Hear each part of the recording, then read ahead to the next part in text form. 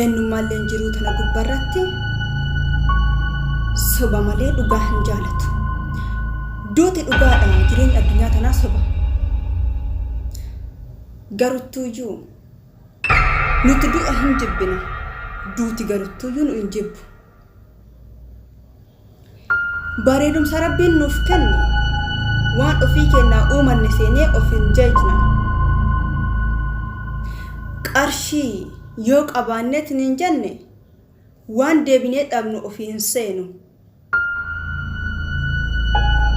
Wantuma qabnu kamiyyuu guyyaan dhabnu akka jiru erga qabaannee booda waan dhabnu ofii seenu.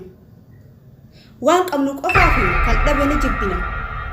Waan beeknu qofaa fi wallaalaa ni tuffanna.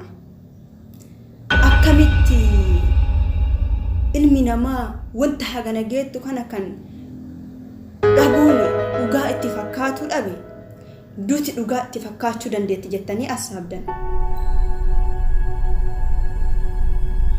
Kanaaf jireenya sobaa malee kan dhugaa jiraachuu nutti ulfaata. Dagadhu waan feete